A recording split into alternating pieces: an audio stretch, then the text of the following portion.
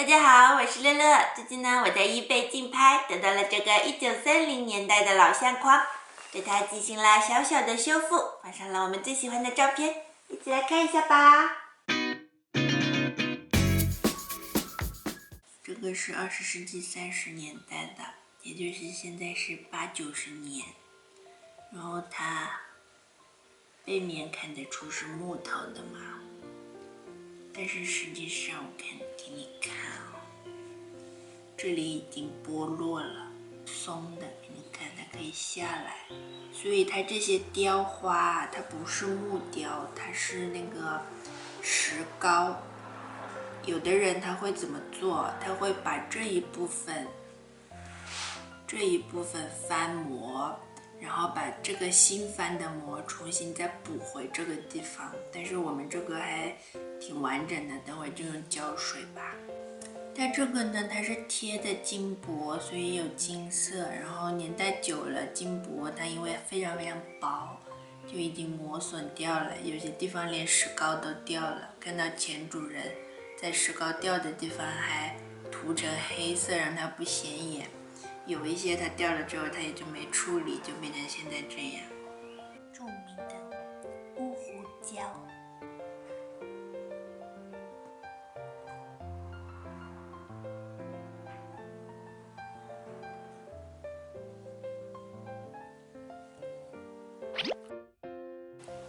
这是补木头用的膏，这个比较隐秘的地方开始。这是在用补木头的膏把缺口填上。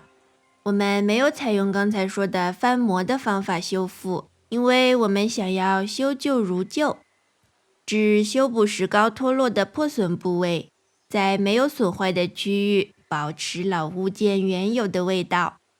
喜欢手工艺的朋友可能听说过金继或者叫金扇这种修补瓷器的工艺。修复之后的瓷器呢，大体恢复了原来的形态，但金色的缝隙就在向你讲述它破损的历史。我们也想做出类似那样的味道。用膏填补好缺口之后，我开始测试贴金箔。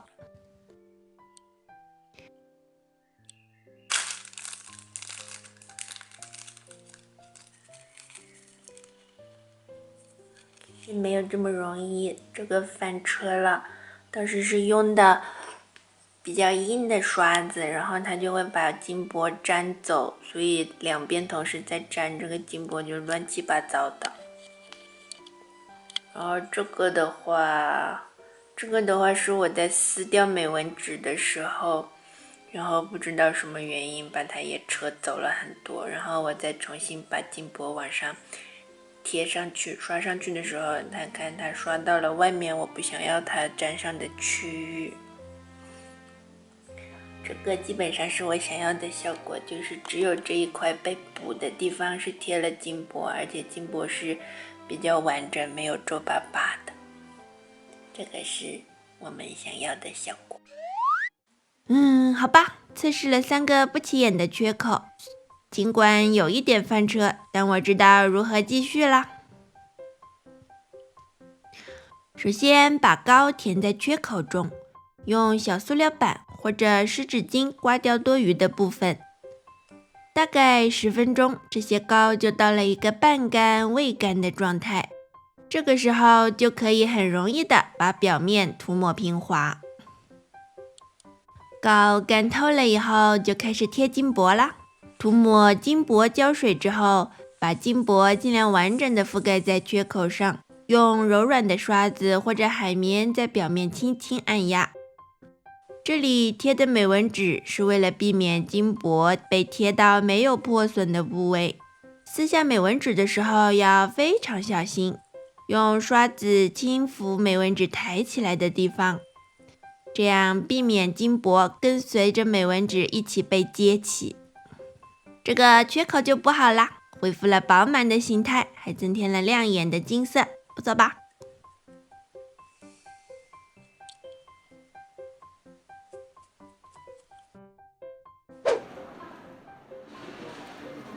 是 A4 的尺寸，我们到时候这里两边还得切一点。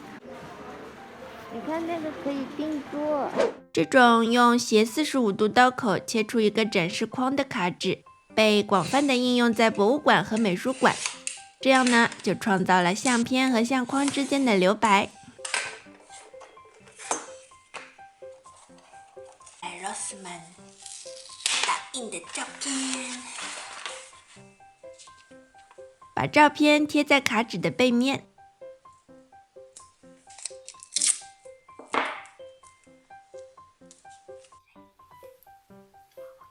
效果很不错吧？现在把卡纸放在相框里。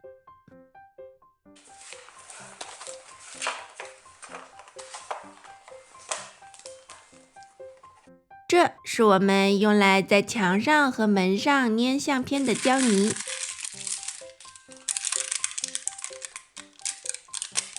塞在卡纸的4个角，让它不会脱落就可以了。这样我们就不需要钉子啦。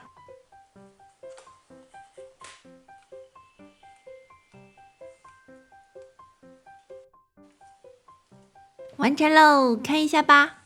大致上保持了原貌，有几条被修补过的金色的缝隙，看起来像不像在向你讲述它的故事呢？我们很少买这么繁复纹饰的巴洛克风格的装饰品，不过它金箔几乎落尽，灰暗斑驳，充满了历史感，与我们这张在班贝格拍摄的照片相得益彰。班贝格是世界文化遗产之城，在那里有很多巴洛克风格的艺术品和建筑。如果是一副崭新的金色相框，我大概反而不会心动吧。是不是很漂亮呢？这将是我们照片墙的一部分。喜欢的朋友记得订阅，看我们如何做照片墙呢？那么下周5不见不散啦，拜拜。